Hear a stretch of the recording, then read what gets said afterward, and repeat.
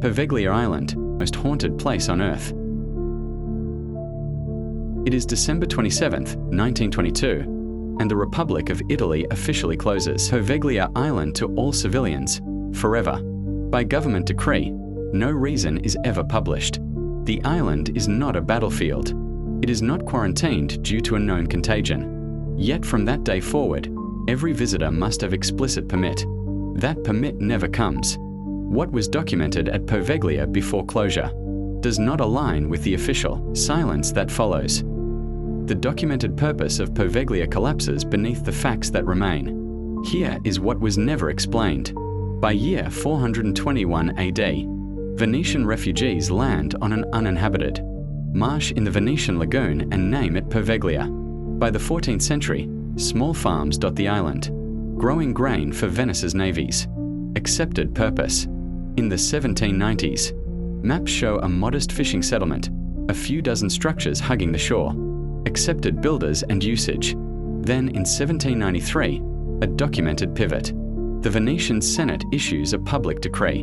Poveglia shall be designated lazaretto, a quarantine station for ships arriving with contagious diseases. Documented fact, the lazaretto facility is constructed. Measured structure count, 12 stone buildings with brick isolation wards. What doesn't align is this. In 1793, the Venetian Republic is on the brink of collapse, yet instead of fortifying Venice, it devotes resources to this isolated site. That contradiction was never addressed in official records. And it matters. By 1814, Austrian administration expands the facility. Measured fact, expansion added exactly 18 new isolation cells, each 5.5 by 3 meters, designed for symptomatic patients. The facility was never expanded for farming or trade, only for isolation. With each upgrade, Poveglia became less a satellite outpost and more a controlled containment zone. Between 1825 and 1866, official registers record over 70 vessels diverted to Poveglia's quarantine, not hospitalized, not docked, diverted. Every diverted vessel was logged with health status. Suspected contagion. That phrase, not once, was ever defined. Suspected contagion does not match any known diagnostic criteria of the era. The island collected entire crews by vague suspicion, not symptom-based diagnosis.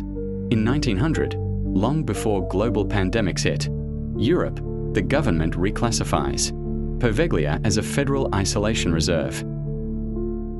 In the 1900 statute, Poveglia is exempted from public access laws, used only under strict federal supervision. That supervision never happened. Assumption broken. No federal medical staff are ever catalogued. The transfer of authority exists on paper only, yet the island remains sealed. In archival orders from 1916, during World War I, Poveglia becomes a military psychiatric holding facility. War Ministry Directive Number 2751 reassigns all quarantine wards to psychiatric use. For the housing of war-affected personnel exhibiting chronic distress. Here is the contradiction. There is no inventory of who was admitted. No patient records survive. And no discharge logs exist. A facility of that scale could not operate for years without mandatory Italian military records. An entire institutional chapter exists without documentation. Records from 1922, the final year before closure, list a sudden spike in administratively unexplained deaths. Death registers from that year show 257 deaths with cause marked only as internal collapse. Not infection, not injury, not documented trauma. Internal collapse is not a medical diagnosis. If cause was contagious disease, the registry would name it. It did not. Deaths are recorded, but causes are not. That discrepancy was never reconciled. Modern engineering tests, conducted in the 1980s by the University of Venice, examined the island's foundational pylons. Radiocarbon dating of wood support pillar shows Many were original 14th century timber, not replaced. Modern decay rates for waterlogged pilings indicate, under standard conditions, such pilings should fail in 90 to 120 years. They survived 600 plus.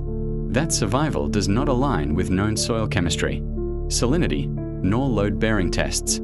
If modern engineering cannot explain why the island's core structure endures absent continuous maintenance, then the documented structural facts do not align with physical reality. No speculation. Measured mismatch. Poveglia aligns with two global anomalies. First, the quarantine zones of Eyam, England. Eyam kept infected villages isolated in 1665, but every movement was recorded, every death meticulously logged. By contrast, Poveglia's missing records make Eyam's precision notable. Both communities isolated disease, but one documented rigorously, the other did not.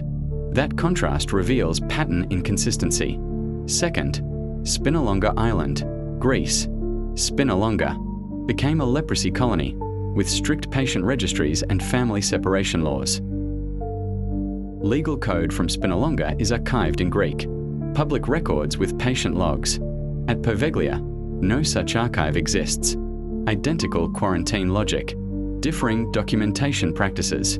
That similarity without administrative symmetry is not coincidence. At this stage, the question is not how Poveglia served history. It is why it was structured so uniquely.